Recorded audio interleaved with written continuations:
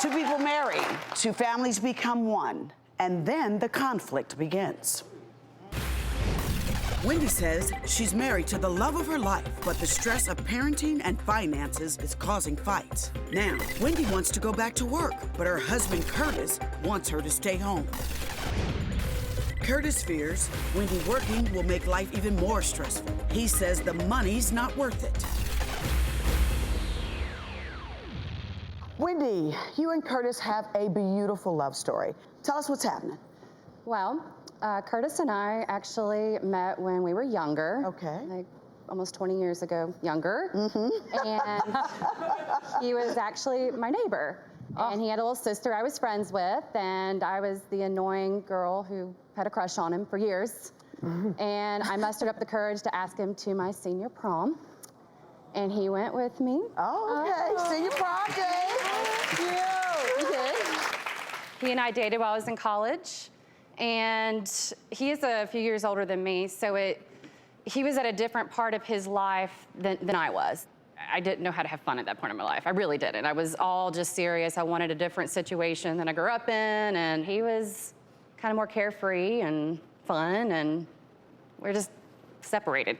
At some point, you got back together, right? Actually, I reached out to her on Facebook. And just said a casual hello, and it just kept tabs on her on Facebook, huh? Absolutely. And I was mad at first, too. I was upset. You were mad at first? Yeah, it took him so long to reach back out to me.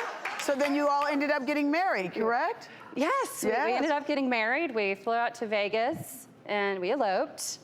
All right. I moved from Cincinnati area down to Knoxville, Tennessee. How long have you been married? Year and a half. Year and a half. Yeah. Wow. And you all had to blend your families, correct? We did, yeah. How was that?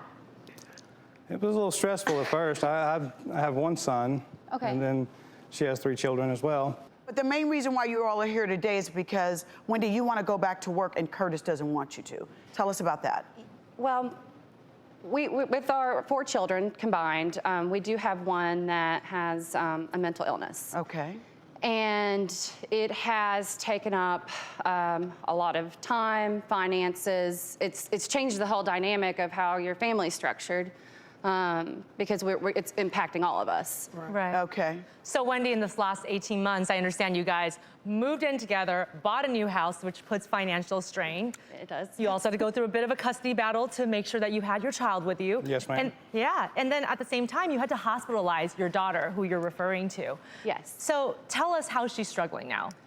Well, when my daughter, Cleo, was in 5th grade, they thought she had ADHD. The school system told me she's retaining about 30%. She needs to be able to focus more. So we went to the pediatrician, and they did diagnose her as ADHD. What I did not know at the time is that could actually be one of the first signs for an adolescent to have bipolar disorder.